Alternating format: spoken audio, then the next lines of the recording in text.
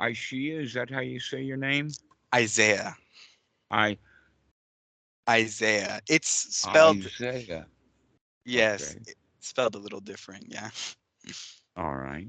So, the question, Isaiah, that you ask um, is quite a profound question. And it actually comes from the fact that you've already started practicing correctly. And so I wanted to make sure that I could congratulate you for getting someplace.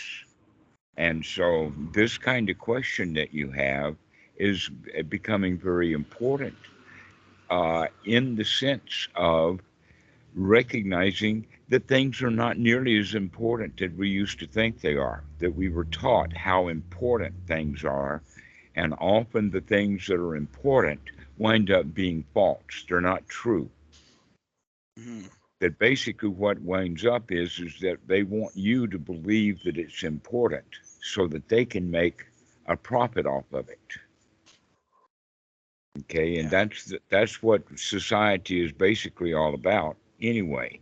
And so if you can't make something important, then nobody wants it anyway. And so your business model has to make that the product that you're building is desirable and wanted and important. Okay, so that whole system we've been taught, and it's kind of built into the habits to go along, to get along, to do what we're supposed to do, etc., like that. And when we begin to recognize that a lot of the stuff that we were told is wrong, so now we can begin to say, well, I can turn that around if I understand how to turn it around. And so, one of the things then I wanted to start with you on is to recognize what's important. And so, I'll ask you this question: if you were dead, what's important? Nothing. Nothing. Are you sure about that? If Yeah. you're absolutely dead, rotting in the ground, 5 years after your coffin has fallen apart, what's important to you? Nothing. Can't be. Nothing. Okay. So, a lot of people get confused about uh, uh, dukkha. When they begin to understand the teaching of the Buddha, they hear it as suffering, and then they get the idea that it's a big deal, to where the original definition of it was is just uncomfortable or dissatisfied. It's unsatisfactory is basically what we're talking about, and that can be either in a little way or in a great big way. Hmm. Now, if it's in a little way, we can do something about it, but if it's a great big way, then it's twofold. One is important, and two, hard to deal with. Hmm. And so the things that are hard to deal with are almost always the things that are important to us. And sometimes really trivial things become important to us. I mean, something as simple as picking up a penny off of a table, and you don't have the right fingernails or the thing to do it, and all of a sudden, instead of just leaving the penny on the table because it's not important anyway, we start working really hard to get that penny because we have that intention, I got to get what I want. Yeah. And so we make the penny important, Hmm. and it's not. No. Not important at all. And so um, we begin then to recognize that a whole lot of stuff that I thought was important is actually not important. And so beginning to figure out, well, what's important then is to understand that life itself is not dukkha. And yet, a lot of people, especially atheists, think it is. I mean, in the 1980s, there was a bumper sticker in the US that says, life is shit, and then you die. Okay. Yeah. And a lot of people have an idea that their life is shit, that this is a bad life, that I want a better one, and maybe I can get one next time if I pay the price to the priest. Yep. So, but we get the idea then that this life is broken. Hmm. that when that is taken full blast into Hinduism, it's like you are not what you want to be, and you cannot live up to your potential because you've got your past, and your past actions will control your life. Yeah. Okay. And so then they get the idea that that means that whatever little actions that I can take now won't have any effect upon this life. It'll only have effects upon the next life. And that's where they make the big mistake, that everybody can change. And basically, what we're actually changing is the list of things that are important. Hmm. That's what we're actually going to change, is to figure out what's important and what's not important. And one of the things now that we're looking at is that life itself is the only important thing, and it is not itself dukkha. Yeah. Life is to be enjoyed. Hmm. And the next part on that is that everyone is going to die within the next 5 minutes. Everybody's going to die Yeah. unless they get a reprieve. And what Hmm. is the reprieve? This next breath. Yep. Okay. Now you can go for a month or more without food. You can go for weeks without water. You can Yeah. go many years without sex, but you can't go 5 minutes without breathing. That's Hmm. what makes it important, is that it's also immediate. And Hmm. so now if we look at it from that perspective, we can begin to see why the Buddha thinks then that breathing is important. Yeah. Breathing correctly is important to give us good life. Okay, Hmm. so this is the first place that we start, is to recognize that there really is nothing important except being alive, taking this next breath. Now, here's another way of looking at it, and that is that we spent our whole lives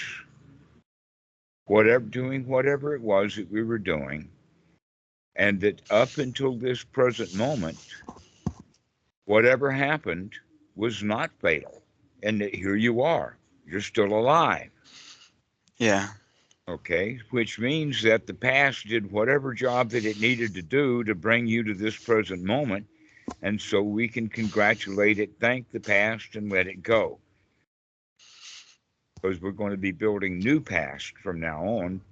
Let us say Hmm. a month from now, that the only thing upon reflection that we have to look back to is only the past month, because a month ago we figured out that the past got me here and I can let it go. So we can okay, so now we only have a month long past. Yeah. So uh, this is actually a new way of recognizing that the only thing that's important is this next breath and how we spend this next moment. Yeah. And if we can do that, we can recognize that even that is not important, because we all are going to die anyway. And I mean, we sometimes we like history, but let's use the example of Tutankhamun, the um, the pharaoh who was dug up in the 1920s with all the gold sarcophagus, and it made world tours and anything like that. Okay, now with all of the hoopla that happened, gosh, I think it has happened in series. They did a world tour, I think, in the late 90s, and so the whole world was all hot about Tutankhamun. Hmm. Guess what? Does Tutankhamun care? No. No, God, no. he's dead. Yeah. So whatever happens to the artifacts that they pulled out of that grave, they did not pull out Tutankhamun himself. He's Mm. gone. Okay, Yeah. so that means then that he, even of a pharaoh, was not really important because he didn't last. Hmm. Even our own lives is the only thing that we do find important, is really not all of that important anyway. Yeah. Well, now we've got a method for working, because all we have now are things that are not important anyway to play with. And Mhm. so we start taking a playful attitude. This life is a toy to play with. It's a marvelous toy. I mean, look, you've been given a gift that's one of the most precious gifts that could possibly be given, and that is a living human being to play with, Yeah. your own body. And Mhm. it's a good toy to play with, to experiment with it, to find out what it's like, Yeah. okay? To nurture it, to Mhm. feed it carefully, to give it wholesome food, Yeah. the wholesome nourishment. So this is the way that we begin to look at it. Is nothing's important anyway. Let me play with this marvelous toy called life. Mhm. So this is how it starts to take on our practice. Is that we take the importance out of the practice, because the practice that we're doing is not important. Enjoying this present moment is really what's important, Yeah. which is the practice. Yeah. And when we get good at it, then we can actually enjoy this present moment. Yep. And so this is the way that we plan on things, is that we plan on and look forward to, not necessarily with detailed plans, but just a general idea that whatever happens next, I can handle it.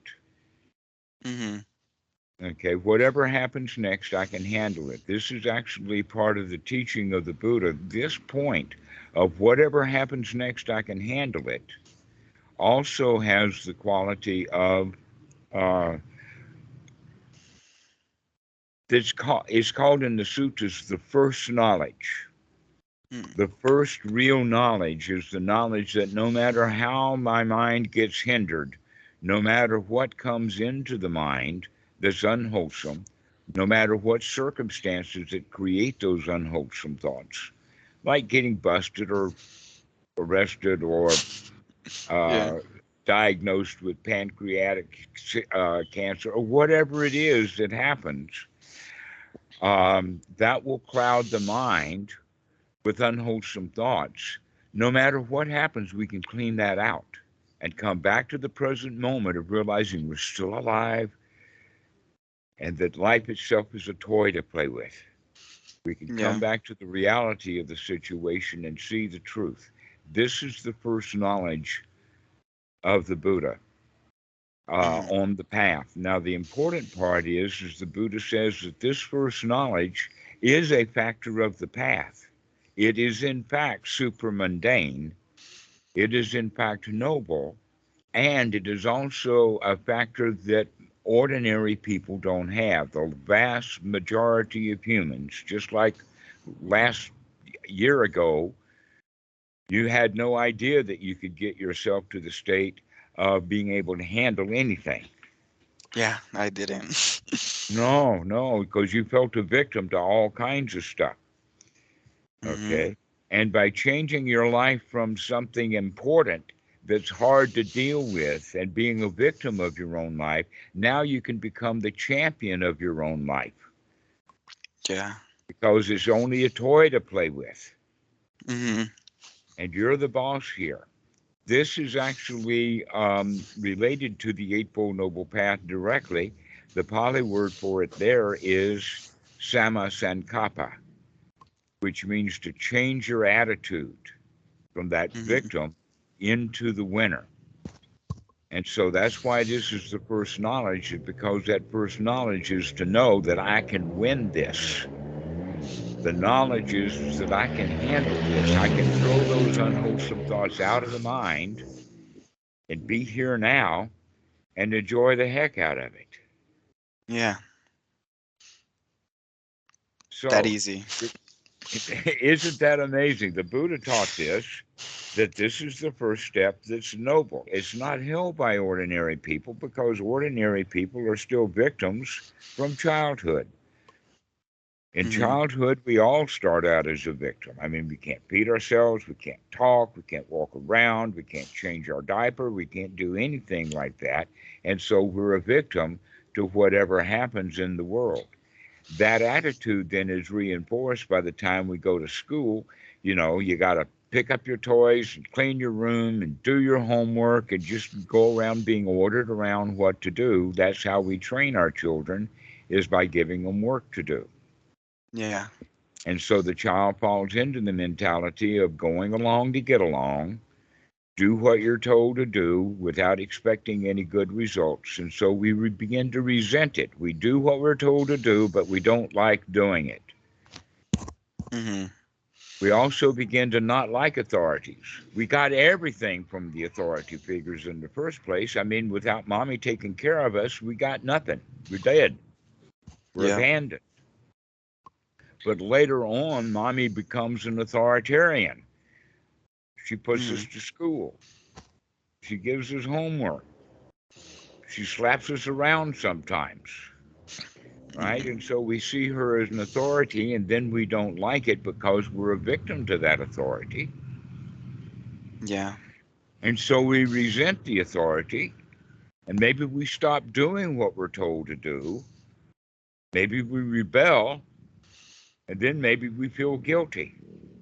So look at that little cycle that we get Yeah. into, all because we've told somebody in authority and make them more important than we are, do what they tell us to do, not like it, resent it, rebel against it, and then feel guilty and want to suck up to authority again. And there goes that cycle. Yeah. And we don't know about it, and so we think that it's important. But the real important point is to give up these authorities, to give up all of these rules, and just enjoy the moment. Yeah. That's beautiful, right? That we do not have to be the victim and play the same victim's game that we played all those years ago and continue to play today. Mm-hmm. And so we wind up as an adult victims to what I call the greb. Yeah. Have you heard about that? Yeah, you The, mentioned it last time. right. We become victims to that greb, the government, the Yeah. religion, the education we've already talked about, Yeah. and big business. They all, but the situation is that everybody's is wrapped up into the grab. Think that the grab, or one piece of it or another, is important, Yeah. but in fact, it's not important. No. No, it's not important anymore. If we can see that what the government does is not important, we can begin to see that things are all in cycles, that things spin around. When we are caught, let us say that imagine it is kind of like a Ferris wheel. Mm-hmm. And sometimes we like the view, we're very up at the top. And sometimes we don't like it because we have to go down to the bottom where all the noisy machinery and everything like that is. The crowd is down there. And then we go back up to the cycle and we like it at the top. Yeah. And then the first thing we recognize is that, oh, the problem is the seat that I'm sitting in goes up and down. Yeah. And I don't like that cycle. But if we can get off of the merry-go-round and get some distance from it, not care about it so much, then we can begin to see, oh, that seat that went up and down is actually attached to and is in this big cycle, Mm-hmm. this wheel that is called samsara. Yeah. You probably heard that word before. Yeah. Everything happens in cycles. Your feelings are in cycles. Mm-hmm. Sometimes you feel like a nut, sometimes you don't. So, what we're going to be doing is experimenting with and playing with the fact that we're going to be able to see, because we're not attached to them, we're not attached to that seat of Yeah. going up and down. We can step away from it and see the cycles. Mm-hmm. Some cycles last very, very long time. Some cycles last 400 or 500 years or more. Mm-hmm. Some cycles are like the year. We know one cycle, by the way, that lasts 25,000 years. They call that's the procession of the ages. You know, you've heard the song, The Dawning of the Age of Aquarius. No. Okay, and then 2,500. See, if it takes 2,500 years to go around, then Mm-hmm. that means that the Earth changes its zodiac sign Oh, okay. about once every 2,500 years or so, Mm-hmm. um, or maybe 2,000 years. Mm-hmm. And so we know in time that it started when I think it went from Leo to, oh no, it wasn't. Anyway, we're in the time of Aquarius. We're on the cusp. Okay. And for the last 2,000 years, we've been in the Pisces. What is the Pisces? The fish, and Christianity had the sign of the fish. Mm-hmm. Okay, and then before that was the ram, the Mm-hmm. goats. Okay, so those things last for about 2,000 years. Now, what kind of influences it has, we haven't quite worked it out, but it's a good point to recognize that everything is on these big cycles or Yeah. small cycles. We also have a cycle of an in breath and an out breath. Mm-hmm. Okay, so everything is just spinning around, spinning around. That's, in fact, if you know much about physics, that's what string theory is all about. Yeah. It's stuff just spinning around. Okay, and so everything is caught in the cycles, and that by observing, Mm-hmm. watching, noticing, we can pick up more than just as what's happening right now. We can begin to see that what's happening right now is part of some bigger cycle. Yeah.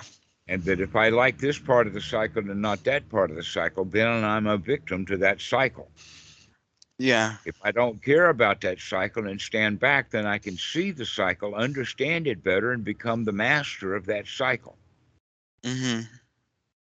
So it all boils back down then to the question of being able to be lighthearted and play with this stuff means that we don't carry it around as a burden. Yeah. Okay, that we are not burdened down by the Ferris wheel seat that we're sitting on that we keep seeing going up and down, right? Mm-hmm. And so we care about that seat too much. Yeah. So the word caring and carrying are very interrelated because what we carry around are the things that we care about. I mean, imagine going on a trip and you Mm-hmm. pack your bag. What are you going to put in the bag? Whatever I think Unimportant is, things or of the things you care about? yeah, the things that, yeah. Uh huh. And if you keep traveling and keep packing that bag, pretty soon it gets lighter and lighter because some of the things you brought with you that you cared about now find out they're not important anyway. Nope. I went through that process over several year period of time to where I gave away. I used to carry all this stuff around with me when I would go around India. I finally gave away the guitar. I gave away the set of speakers. I gave away this, that, and the other thing. And then my burdens were light. So they Yeah. didn't care about that stuff anymore. Mm-hmm. Okay. So this is the whole point then is that the things that we find are important, that means we care about them, and that means that we carry them with us. Mm-hmm.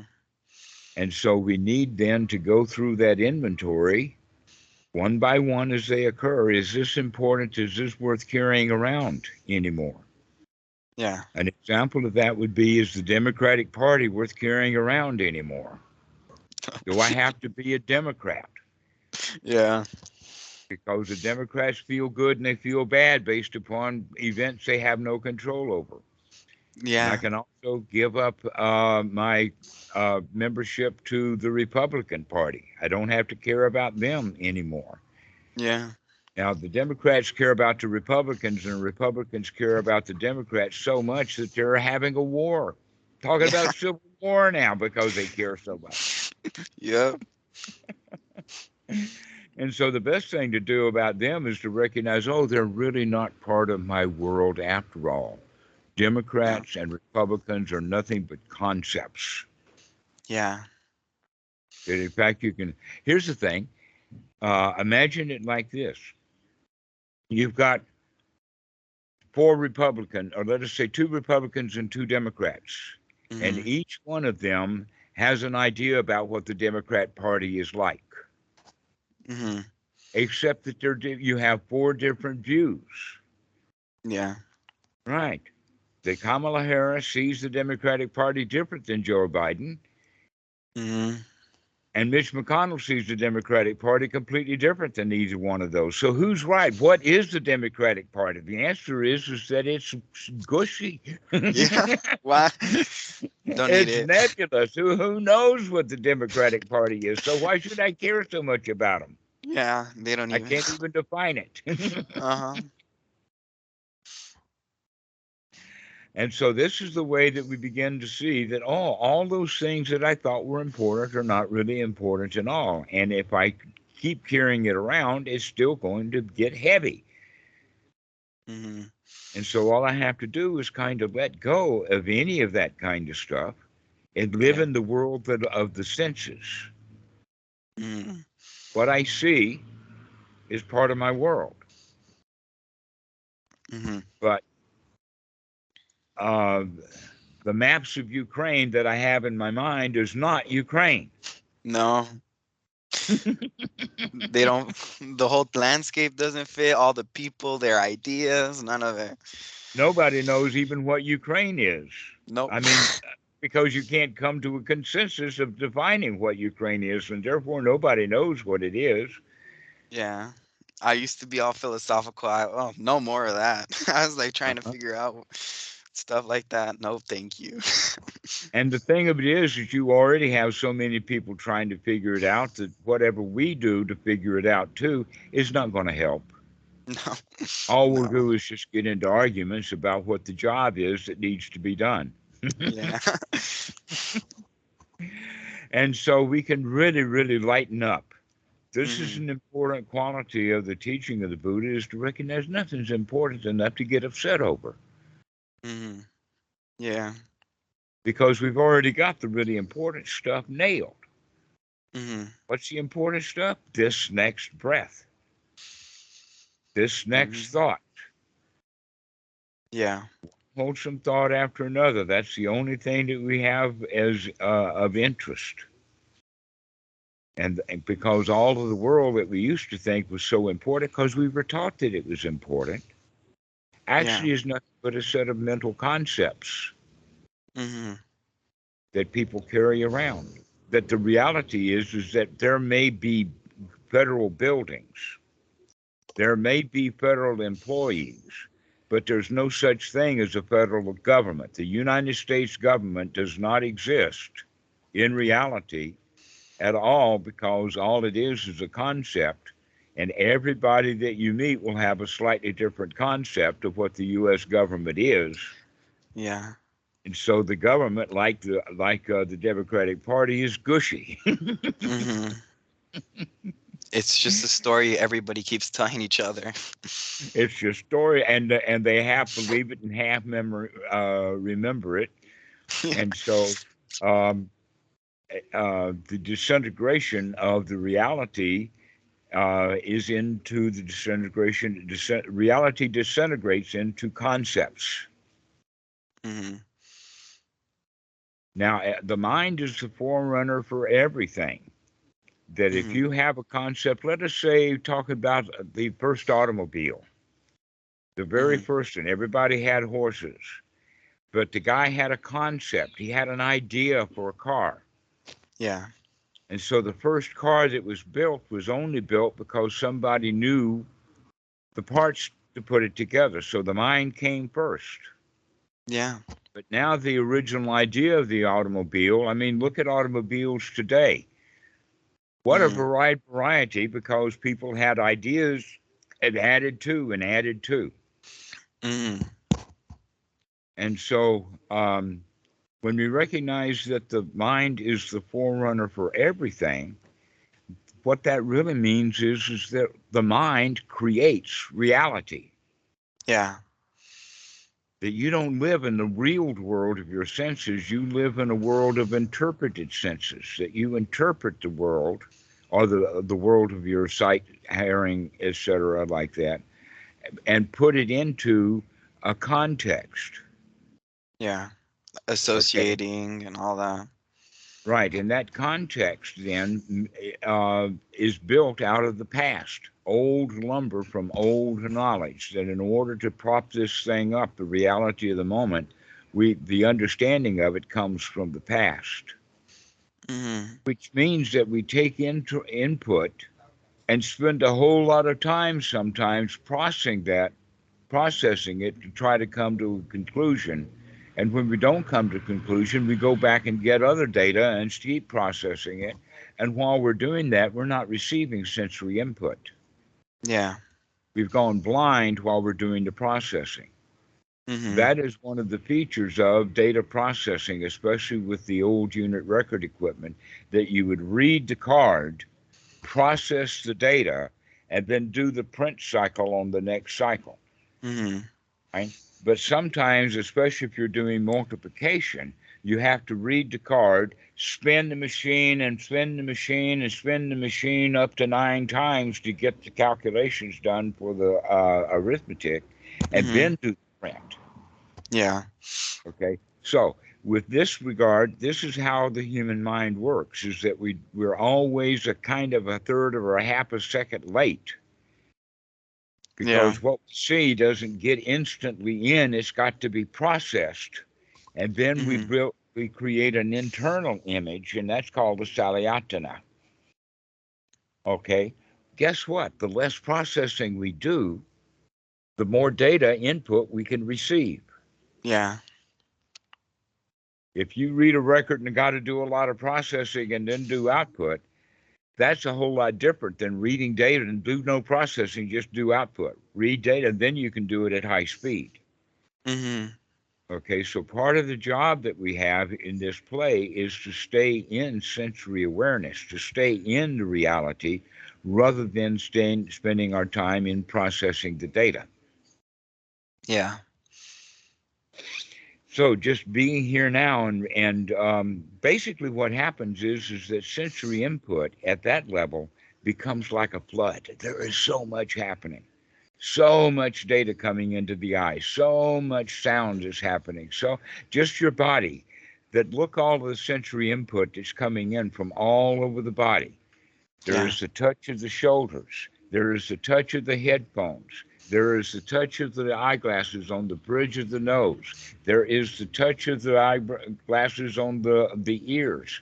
You can feel the sometimes that piece of the cloth touch your cheek. Mhm. Okay, look how much sensory input that the body is putting in while we're thinking about something and not paying attention to the reality. Yeah. It's a That lot, cause there's a lot happening, yeah. and we pay no attention to it mostly because we're thinking about some concept or something else. And so, a great deal of the practice is to come into the present moment so that we can receive sensory input more effectively and stop processing so much with all of the old past, Mhm. because we're going to bring up bad feelings and bad events and whatnot like that. That in fact you can see that memory actually is uh, gathered up. We gather memory in the let us say in the service of survival. Yeah. Okay, which means that if something is easy peasy, easy going, no problems at all, we're likely to not remember that. What we Mhm. remember, let us say a guy who goes to parties is going to remember the wild parties Yeah, more than soft parties, for sure. right? Mhm. So that's what we do. We wind up remembering all the bad stuff that ever happens to us, but so many tens of millions of things that happen that were okay, we don't bother to remember them. Mhm. Okay, so that means that if we're going to help construct the new reality with old memories, we're going to add some bad feelings in there automatically. Yeah. It's very buggy and inefficient and slow and And so the less time we spend trying to figure something out, the less time we spend in dukkha. That mhm. figuring things out is basically what that means is that we want something and we're trying to get it and we're not getting. The figuring is trying to get something. trying to get a math problem solved to the conclusion or whatever like this. And so we can come out of that into the present moment and receive sensory data without having to make sense out of it. Mhm. Okay. So this gives us in some insight into the hindrance of doubt. Because in fact, you already know enough to get yourself into a really pleasant state. You already know enough about Yeah. wake up, to take a look at what you're doing, and to make a change coming into the here now. Well, if we already know enough, then that means that all of those questions that we have, all of those doubts, we can set aside right now. We don't have to have everything figured out. We've got enough. Mhm. Okay. And that's also the way that we plan with satisfaction is that in the satisfaction that's enough satisfaction is all the satisfaction that we need. Yeah. That I It's have in the actually word. had two students say that I've come into a state of satisfaction, but it's not enough yet. I'm dissatisfied with my satisfaction. Okay, so that means that it's not enough for them. Yeah. And that's merely an attitude change. When it's not Mhm. enough, we're being the victim again. And when we come up to this is enough, this is good enough, that's the winner. Yeah. Okay, so we take that the joy and the value wherever it may be found, and we can come up to enough satisfaction that I don't have to know all the teachings of the Buddha. I don't have to know every nuance. I don't have to know what I'm going to do next after I've done this well. All we need to do is just enjoy this moment, become Yeah. satisfied. Because satisfaction, surprise, surprise, is exactly opposite of dukkha, being dissatisfied. Yeah. Because when we're satisfied, then that's all there is to it. That's the whole teaching of the Buddha. Yeah. But Westerners have gotten the idea, partially because of religions and partly because of, let us say, extreme sports and other things like that, that we get the idea that the teaching of the Buddha is highfalutin, that it's way off up there someplace, Mm. that it's like an avalanche. Okay. Yeah. And yet, every avalanche starts with a little snowball. Mhm. One little thing happens. Okay. So if we can get satisfaction to the state of a snowball, then it's going to snowball. And Mhm. eventually our satisfaction becomes an avalanche. But if we demand an avalanche and all we've got is a snowball, now we're suffering. No avalanche in sight. Yeah. Okay. But if we can get a little bit of satisfaction and that's enough and practice that, then we keep practicing that in the sense of anything that I thought is important, I'll throw that out and I'll come back to that little bit of satisfaction again. Mhm. Over and over and over again, we keep practicing being in a state of satisfaction, and it grows like a snowball. Mhm. Yeah. And so this is the whole point is getting that satisfaction. Am I okay right now? Yes, this is good enough. It Because is. that actually changes the attitude from being the attitude of a loser. This satisfaction ain't satisfying at all. Into yeah, this do a little dabble do a Mhm. little dabble do you yeah a little bit of satisfaction. That's enough. Mhm. Yeah. Mm-hmm. It's yeah. It's oxymoronic for satisfaction to not be enough, because then you're not satisfied. Because then it's not exactly. It becomes an oxymoron or a catch 22. Yeah. So this is the way then to start to practice is number one, recognize the only thing is important is this next breath. Mhm. And all that stuff out there is all concepts anyway. The reality is right here, right now. The Yeah. past is dead. The past is not real. What's real is what's coming into our senses. So let's pay attention to the reality. Mhm. Let's relish reality. Let's talk to ourselves about reality, about how good this breath feels. We can start noticing the touch of the cloth and the air that comes in the nostrils. Mhm. Begin to notice what the feelings of the body are and experiment and play with that body Yeah. because it's a marvelous tool to play with. Yeah, it could do all sorts of things. We're still finding out. Uh huh. Okay, so I think that we kind of covered our talk today with this particular question is that, yes, be playful. Mhm. Be playful with life Yeah. because you're going to lose it anyway. Might as There's well an have old fun. saying is that why take life serious? You're not going to get out of it alive anyway. Yeah, that's a good one. Don't take anything serious. Yeah. Serious itself means that I care about it there, and therefore it's subject to dukkha. Mhm. And by standing back and looking, you can begin to see, oh, these are the cycles that we get into. Mhm. And I like this part of the cycle, and I don't like that part of the cycle. But when we recognize that it's a cycle, then we can have a choice about it. Oh, I don't have to like this part and not like that part. I can just enjoy the cycle as it goes around Yeah. and I don't see have to that be on the reality. top. Yeah. Mhm. Okay, do you have any last questions about this? That's all. I'll just keep having fun. Okay, well, go practice well. Enjoy yourself. I will. Thank you, Dhammarato. Have a good Okay. one. Okay, we'll talk to you later. All right. Bye.